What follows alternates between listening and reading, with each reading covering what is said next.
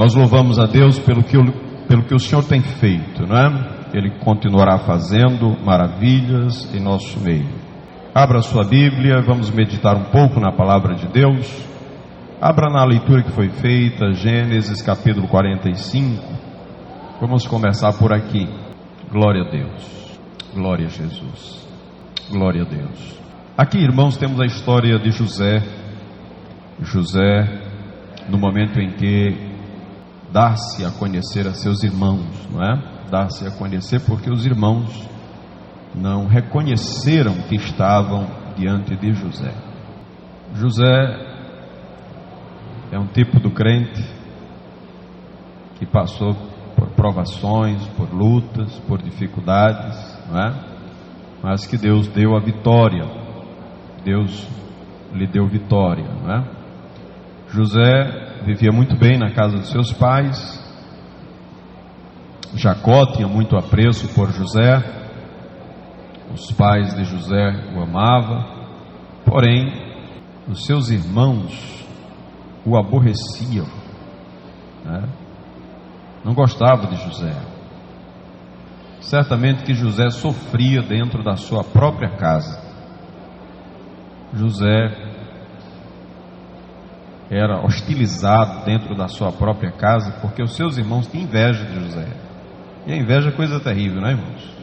Inveja é coisa terrível, não é? Às vezes você pode sofrer fora, sofrer na escola, sofrer no trabalho, sofrer na rua, mas sofrer dentro de casa é doloroso, né? Porque você não tem como evitar aquele ambiente. É sua casa, você tem que estar dentro de casa, tem que conviver com seus irmãos, conviver com a hostilidade, conviver com, não é, a repugnância, com as palavras críticas muitas vezes, não é? Você convive. Você não escolheu seus irmãos, né? São irmãos, estão debaixo do mesmo teto. Então José cresceu com essa situação, mas isso não impediu de José ter uma vida de comunhão com Deus. Não foi o ambiente hostil da casa de José que fez com que ele se afastasse de Deus, não, pelo contrário. José tinha comunhão com Deus, tinha intimidade com Deus, aprendeu com Jacó a ter comunhão com Deus, né? A ter comunhão com Deus. Mas, irmãos, cada vez mais Deus ia se revelando para José, e José ia se destacando, porque Deus era na vida de José. E quando Deus é na vida de alguém, esse alguém se destaca. A Bíblia diz que o crente é luz, não é? E Deus resolveu abençoar José. Então tudo que José fazia agradava ao seu pai, ao ponto dele ter uma atenção especial por José. Mas os seus irmãos não viam isso com os bons olhos. Quanto mais José crescia, mais os seus irmãos o odiavam, ao ponto, irmãos, de quererem matar José. Eles pensavam tão mal de José. Veja no capítulo 40, Gênesis capítulo 40 e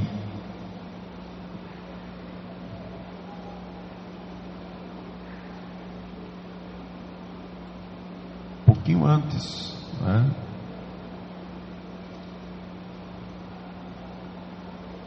É o capítulo 39. Melhor, antes ainda. Vamos mais, 37. Capítulo 37 diz assim: vendo pois seus irmãos, versículo 4, vendo pois seus irmãos que seu pai o amava mais do que a todos os seus irmãos, aborreceram-no e não podiam falar com ele pacificamente. Ou seja, tratavam com palavras duras, sempre palavras agressivas, né? Palavras que certamente ofendiam a José. Não sei se acontece isso com você, mas quando alguém está, né, cheio de ira, de ódio contra você, ele não fala pacificamente, né? Ele fala com aspereza, né? Procura ofender. Às vezes As palavras, irmãos, doem mais do que uma surra, não é? Dói mais do que uma palmada, dói mais do que uma pancada no corpo, não é? As palavras ferem.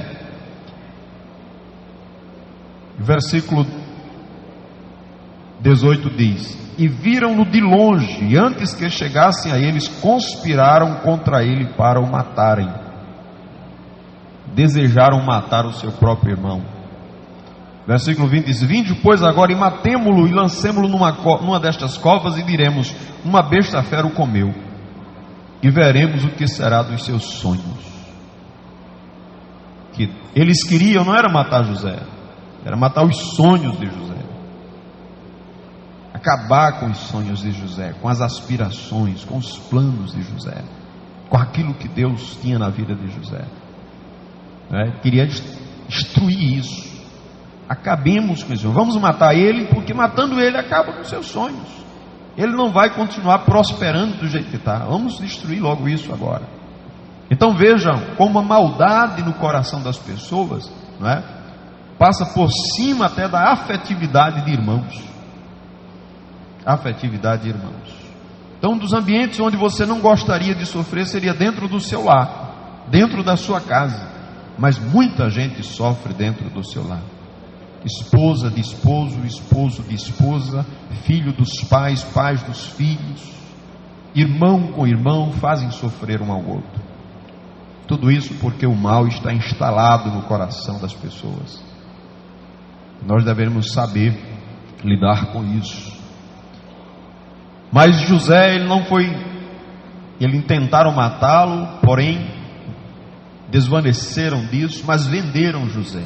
Venderam José como escravo. José vai para o Egito, chega no Egito, é vendido como escravo, vai para a casa de Potifar, chega na casa de Potifar, a esposa de Potifar começa a seduzi-lo.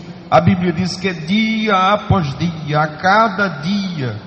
Capítulo 39, versículo 10, versículo 7 diz assim: e aconteceu depois dessas coisas, que a mulher de seu senhor pôs os olhos em José e disse: deita-te comigo. Versículo 10 diz: e aconteceu que, falando ela cada dia a José, e não lhe dando ele ouvidos para deitar-se com ela e estar com ela, sucedeu certo dia que veio à casa para fazer o seu serviço, e nenhum dos seus criados estavam lá, nenhum dos da casa estava ali. E aí ela disse, deita-te comigo, e ele deixou a sua veste na mão dela e fugiu e saiu para fora.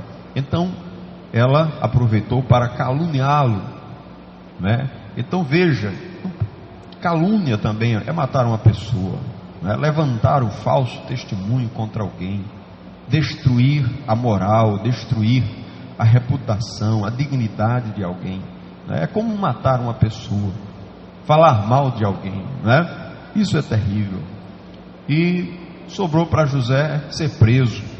Passou vários anos ali na prisão, Então veja que José, imagine o que passava na cabeça de José. Um jovem, que sai da casa dos seus pais para prestar um serviço aos seus pais.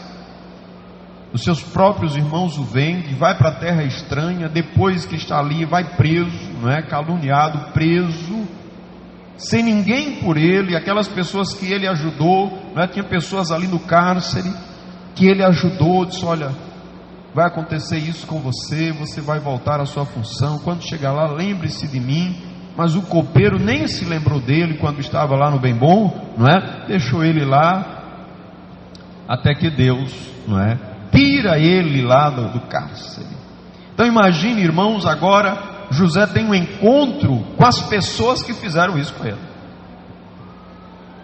com as pessoas que colocaram ele nesta aflição, nesta dificuldade, nessa angústia, nessa tribulação, que o fizeram passar por todo esse sofrimento. E agora José estava de cara a cara com ele. Eu pergunto: como você agiria? De que forma você procederia? Como é que você faria se você não soubesse a história de José? Como você agiria diante de uma pessoa que lhe fez sofrer a vida inteira? Eu talvez já tenha contado aqui. há alguns anos atrás, fui visitar uma irmã. Ela estava já de cama, e já fazia muito tempo que ela estava naquela situação. E eu fui fazer uma visita a ela, e irmãos, não saía uma palavra da boca daquela mulher para não culpar as pessoas. Eu estou aqui porque fulano fez isso, eu tinha isso, ele tomou, ele fez isso comigo, e eu adoeci, e eu fiz isso, e eu fiz isso, e eu fiz isso, aconteceu isso, aconteceu, jogando culpa em todo mundo, não é? Então aquela mulher era um poço de reclamação, de angústia, de murmuração, de ódio, de rancor, de raiva, não é? De amargura na alma. Tudo que não podia ter dentro de uma pessoa tinha dentro daquela irmã. Por quê? Ela foi ferida e ela deixou aquilo enraizar-se no seu coração, não é? José poderia dormir e acordar com aquele sentimento. Poderia passar anos a fio, não é? Alimentando ódio contra os seus irmãos, contra aqueles que fizeram aquilo com ele. Mas José não agiu assim, irmãos. José não agiu assim. A leitura desta noite diz que José, ele se deu a conhecer a seus irmãos e disse assim: eu sou José. Eu sou José. Veja a expressão dele: eu sou José, vosso irmão. Vosso irmão. Ele não quis dizer assim: eu sou José, governador do Egito. Não, ele disse: eu sou José, vosso irmão, a quem vendestes para o Egito. Imagine os seus irmãos, não é, ouvirem isso. Como é que eles se sentiram? A pergunta continua sendo: como você agiria? No sofrimento, na prova, na tribulação, como você agiria? É essa, irmãos, essas questões que a gente precisa resolver como cristão. Nós sabemos que tudo isso acontece conosco. Nós só sabemos que estas coisas acontecem conosco. Sofremos. Se cada um fosse ter oportunidade de relatar, de contar, todos eles teriam uma história de sofrimento, de amargura, de angústia, de calúnia, que o fizeram sofrer, que o fizeram viver uma vida amargurada, triste, durante muito tempo. Mas como você lidou com isso? Como você resolveu essa questão? Como você conseguiu conviver com estas coisas? E se alguém chegar para você, você teria como dizer: olha, nessa situação você deve agir assim, você deve agir desse jeito, não é? É isso que nós precisamos como cristãos, saber viver a vida de cristão, saber viver a vida que o Senhor nos deu, a nova vida. Como eu devo me comportar como cristão, como crente, diante de uma situação como essa? É isso que a gente precisa, e a Bíblia tem resposta para isso. A Bíblia nos ensina. A Bíblia nos ensina estas coisas. Às vezes chegamos na igreja tão atribulados e angustiados que não temos nem condição de ouvir a palavra. Alguém está pregando aqui e você está pensando no problema que não consegue sair dele, ele não consegue sair de você. As pessoas falam ao seu lado, você não consegue ouvir, você não consegue dormir, você não consegue comer, você não consegue fazer as suas atividades no trabalho, porque está tomado de uma tristeza, de uma angústia. E eu fico imaginando o que é que leva uma pessoa a se suicidar. A angústia, o que passa dentro desta pessoa, o que está lá dentro dele que o faz querer dar cabo da própria vida. Corpo perfeito, saúde perfeita, não dói nada, tem o que comer, tem o que vestir, tem o que beber, pode entrar, pode sair, não tem nenhum problema, mas no seu interior tem uma angústia, algo não resolvido, que a pessoa não sabe lidar com isso. Não sabe lidar com isso, não é? Então é necessário, irmãos, a gente saber, não é, que na hora que estamos sendo provados, nós somos limitados, não é? Temos os nossos limites, Quantas vezes você ora e você diz: Jesus, não dá mais, não suporto mais, chegou no meu limite do sofrimento, chegou no meu limite de angústia, a minha alma está amargurada ao ponto de eu sentir dores no meu corpo. Jesus disse assim: a minha alma está angustiada até a morte. E ali ele verteu gotas, seu suor se transformou em gotas de sangue, não é? Então, essa angústia, esse sofrimento passa para o corpo e muitas vezes faz adoecer o corpo. Problema de estômago, problema vários, não é?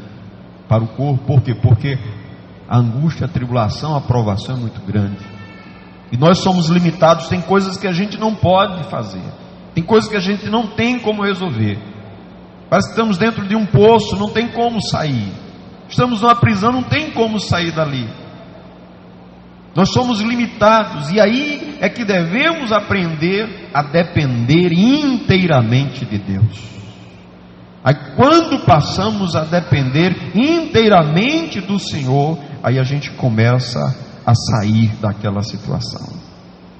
Mas nós precisamos entender que tem situações que nós dependemos inteiramente de Deus. Ou é Deus, ou é Deus, ou é Deus na nossa vida. Não tem saída. Para provar que você é limitado, para provar que você não pode fazer mais nada, para provar que os seus recursos já se foram, e agora você só pode contar com Deus.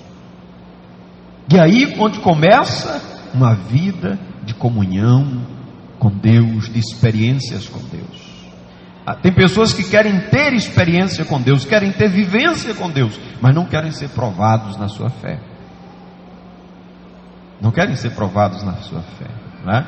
E nós precisamos ter essas experiências com Deus. É bom quando chega aqui um pastor bem experiente que começa a contar as experiências e a igreja se alegra, a igreja, não é? Gosta de ver as experiências. As irmãs que estão aqui passando, contando as experiências que tiveram com o Senhor, mas nós mesmos não teríamos condição de passar por aquelas experiências. Nós não suportaríamos aquilo. Você não suportaria o que José passou, para no final dizer assim: foi Deus quem me trouxe até aqui. Foi Deus que passou comigo, não foi vocês que me colocou, mas foi Deus que permitiu que vocês me colocassem naquela cova. Ou seja, não tenho nem nada contra vocês, eu não tenho nenhum problema contra vocês, porque foi Deus quem criou este caminho para me trazer até aqui. Foi Deus. Então os seus irmãos ficaram isentos de culpa, porque ele sabia que foi a mão de Deus. Mas Deus tinha planos para levar José ao Egito, para ser governador, e tinha que ser por aquele caminho, tinha que ser por um caminho tão doloroso, um caminho tão humilhante, um caminho tão cheio de sofrimento. Ora, Deus tem os seus caminhos.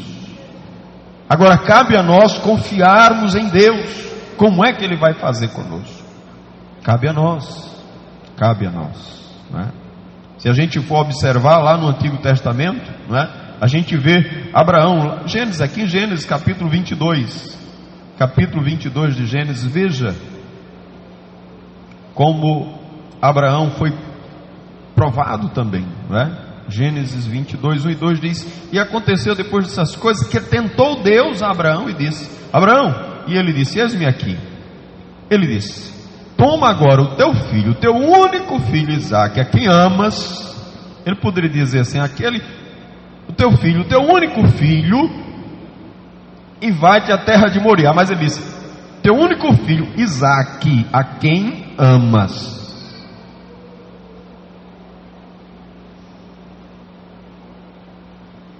Vai até a terra de Moriá e oferece-o ali em holocausto sobre uma das montanhas que eu te direi. Às vezes o nosso filho, irmãos, está doente, enfermo, molinho, a gente já fica angustiado, né? Querendo também fazer alguma coisa, não sabe o que fazer, não é? Os netos, os filhos crescem, vêm os netos, é a mesma angústia, né? Essa semana minha netinha estava molinha em casa, né? A Sofia, aí a avó liga para mim: olhe por Sofia, que ela está só vomitando, ela está molinha, vai ter que ir no hospital, né? E a gente como avô fica todo não é? Preocupado. E agora chega Deus e diz assim: olha, Abraão, me oferece Isaque, teu filho Isaque, a quem tu amas, oferece a mim, né? Para o provar. Jesus foi provado. Timóteo, né? Paulo diz a Timóteo que ele iria passar por tempos trabalhosos, não é? Segundo Timóteo, capítulo 3, versículo 1. Paulo estava preparando Timóteo para o pastoreio, para ser obreiro do Senhor, para estar à frente da obra. E tem muita gente que acha que pastor é fácil, não é? É fácil, mas tem um caminho a ser percorrido. E Paulo disse isso a Timóteo, escrevendo a Timóteo em 2 Timóteo, capítulo 3, versículo 1. Troquei aqui a Bíblia, fica mais difícil. 3, versículo 1. Sabe, porém, isto, que nos últimos dias sobrevirão tempos trabalhosos. Tempos trabalhosos. Então, irmão, não tem quem se escape disso, não é? Eu, você, todos nós temos que passar pelas aflições da vida. Não tem quem escape. Agora, qual é a diferença? A diferença é que eu tenho que saber lidar com isso. Como lidar com isso, não é? Como sair desta situação sem ter problemas de saúde, sem ter problemas com os nossos irmãos, sem ter problemas com a família, não é?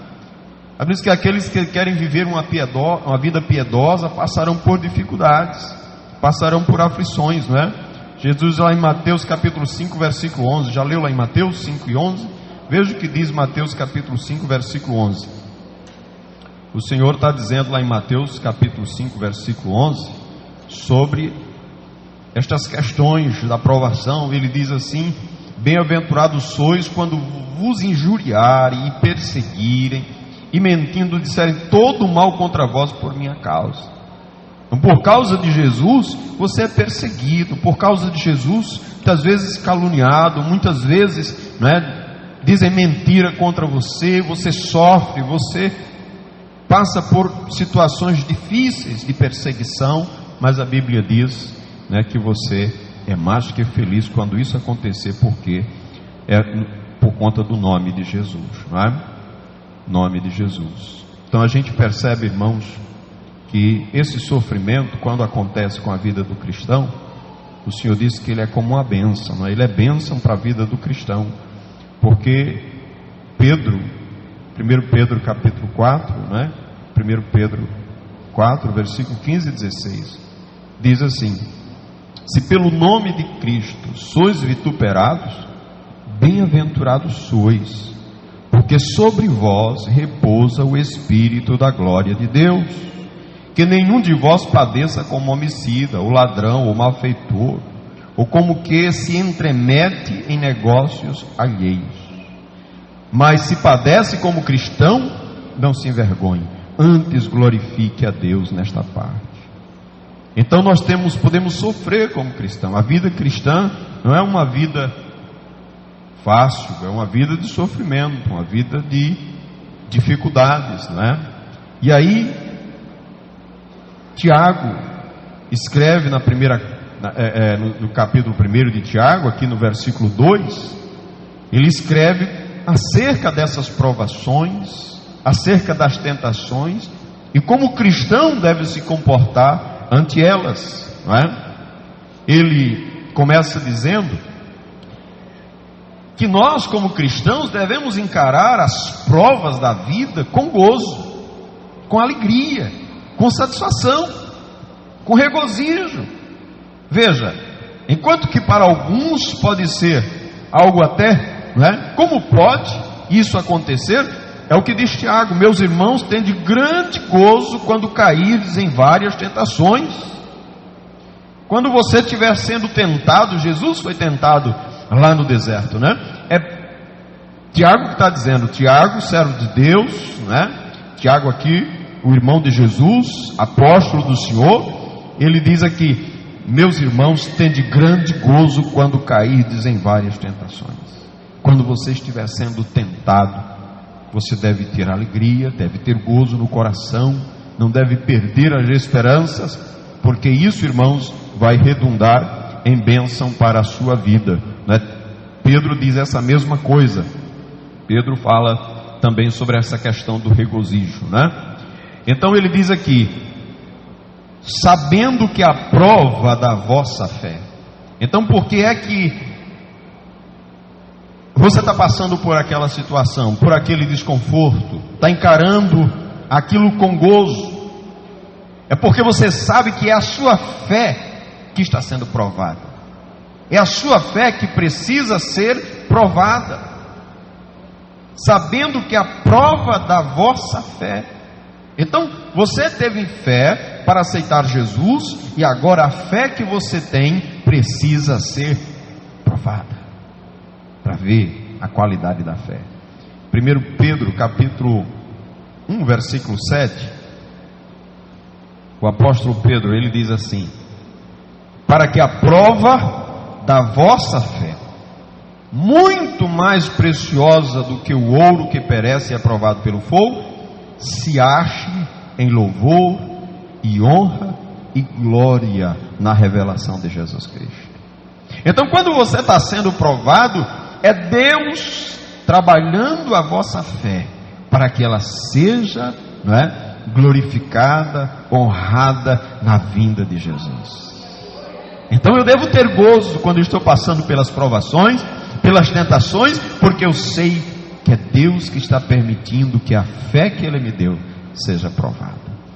Porque, irmãos, na tentação, nas provações, nós damos conta do nosso limite, daquilo até onde devemos ir, e também nós sabemos, ou tomamos consciência, de que dependemos inteiramente de Deus. Dependemos inteiramente de Deus, não é? Agora, quando essa fé ela é provada, diz a Bíblia que ela tem um fruto, ela obra a paciência, não é? Veja no versículo 3 aqui de Tiago capítulo 1, versículo 3 diz: sabendo que a prova da vossa fé produz a paciência. Produz a paciência.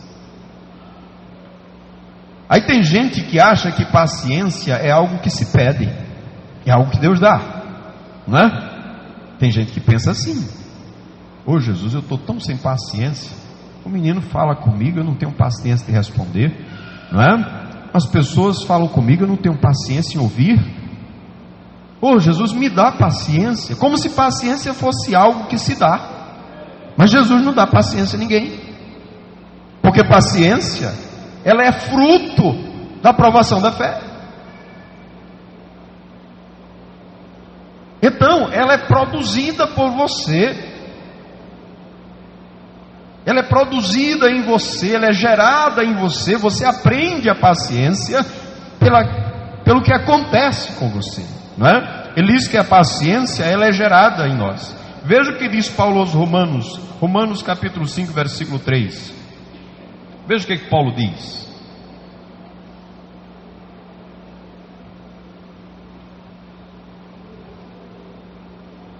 Ele diz assim, versículo 2, só para que os irmãos tenham noção da fé. Ele diz: pelo qual, falando de Jesus, né? Ó, versículo 1: sendo, pois, justificados pela fé, temos paz com Deus por nosso Jesus Cristo, pelo qual temos entrada pela fé a esta graça, na qual estamos firmes e nos gloriamos na esperança da glória de Deus. Versículo 3: e não somente isto, mas também nos gloriamos aonde?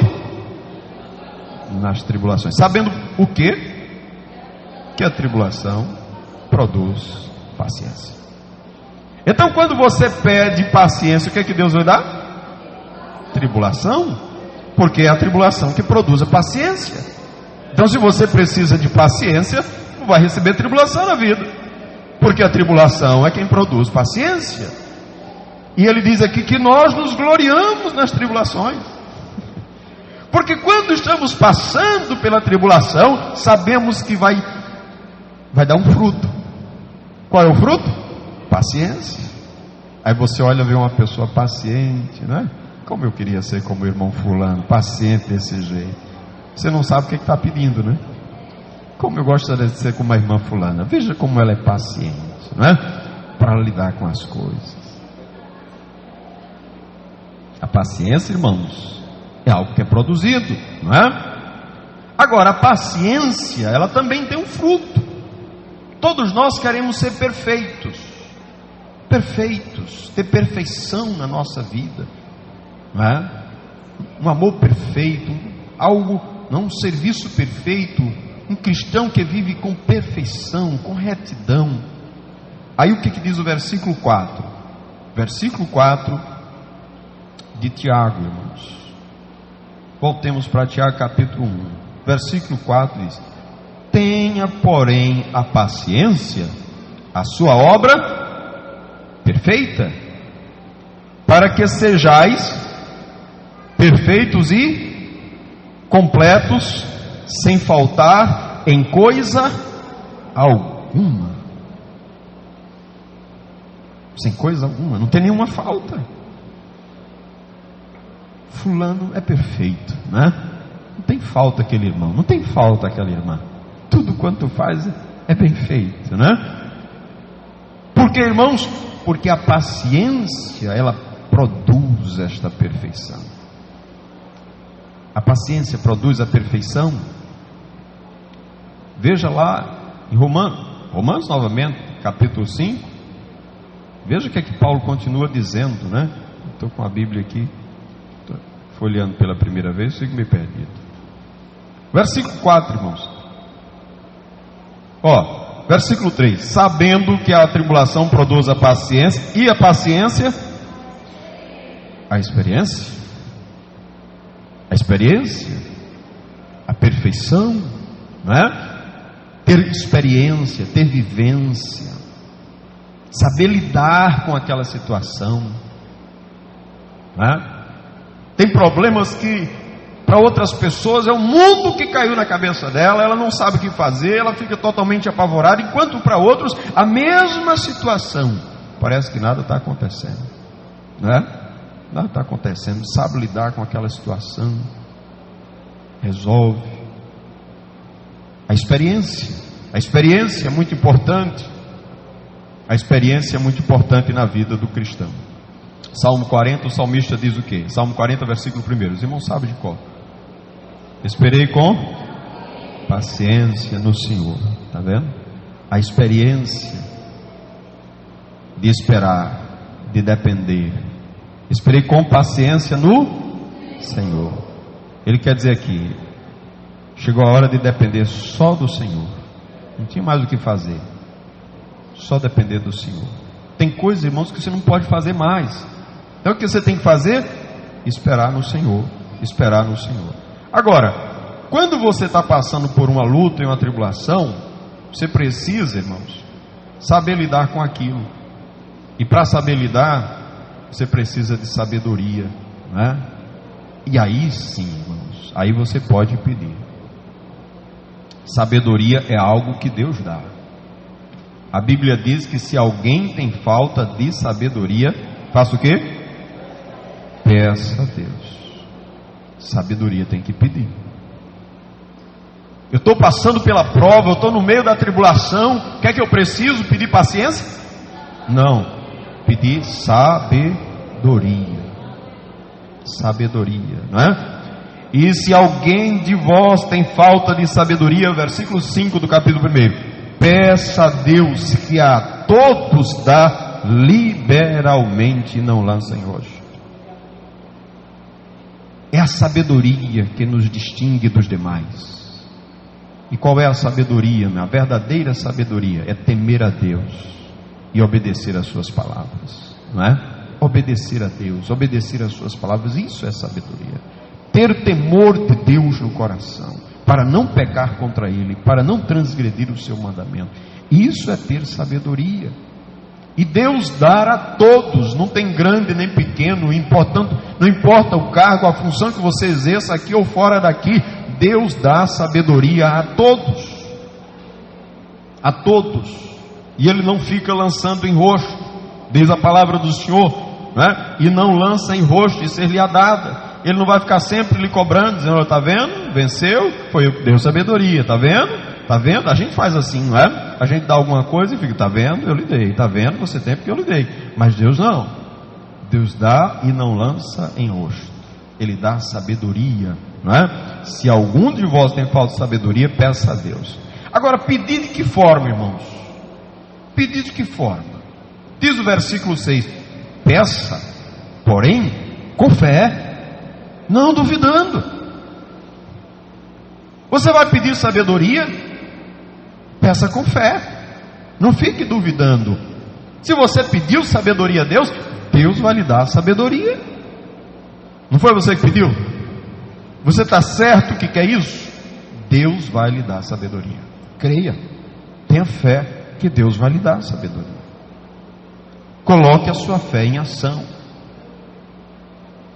Coloque a fé em ação. Então você vai pedir a Deus sabedoria e Deus vai lhe dar sabedoria, não é? Ele está sempre pronto a fazer isso, para que você ande na sua presença com sinceridade, com verdade, com submissão, com temor, não é?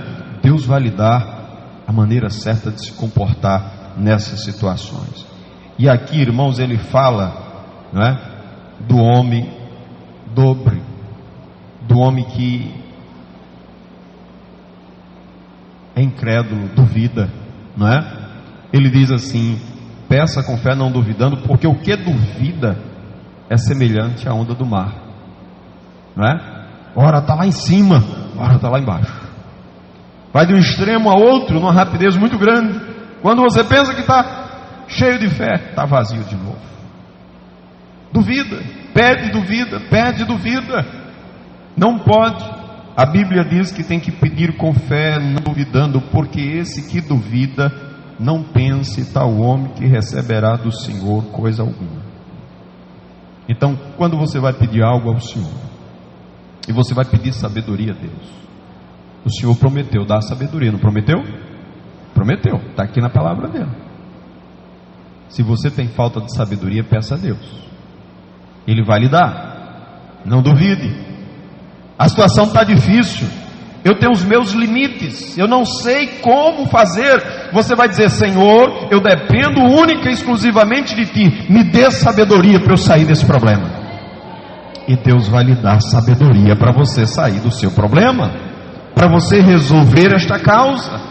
Você não tem, você mostra os seus limites para Deus e mostra que depende única e exclusivamente dEle. Senhor, manda do céu sabedoria para que eu saia desta situação. E Deus vai mandar, irmãos, porque Deus quer que você saia, e Deus vai lhe dar sabedoria para que você saia deste problema. Mas primeiro você tem que ser sincero diante de Deus. A sinceridade, não é? É o que Deus espera de todos nós, sinceridade. Sejamos sinceros, porque o coração dobre, o coração vacilante, o coração que duvida, ele não se firma diante de Deus. Mas aquele que é sincero diante de Deus, que anda em sinceridade diante do Senhor, este Deus o confirma. E ele é igual aquela, se o que duvida é como uma onda do mar, o que não duvida e tem fé é como uma piscina que não está passando nem vento, né? Bem serenazinha, bem tranquila, não é? Nem se move. Por quê? Porque está confiando no Senhor, está esperando em Deus, está dependendo de Deus e sabe que a sua resposta vem do Senhor. Portanto, irmãos, chegamos no horário, são 9 horas, as tribulações são inevitáveis, as dificuldades são inevitáveis. Nós muitas vezes não queremos que ela chegue, mas ela chega como chegou na vida de José e chega na vida de qualquer um, não é? Mas quando nós estivermos passando por essa situação, devemos mostrar a Deus as nossas limitações, devemos buscar o recurso do céu, que é sabedoria, para vencermos as lutas, angústias e tribulações na nossa vida. Tem coisas que nós não sabemos resolver, mas se nós confiarmos em Deus, formos sinceros diante dEle, Ele nos dá o escape, Ele nos dá sabedoria para resolver. Que Deus nos abençoe e nos guarde. Domingo nós temos a última escola bíblica dominical do trimestre, não é? No outro domingo nós estaremos iniciando mais um trimestre, e será a primeira lição do terceiro trimestre, uma lição que foi escrita pelo pastor Elinaldo Renovado de Lima, pastor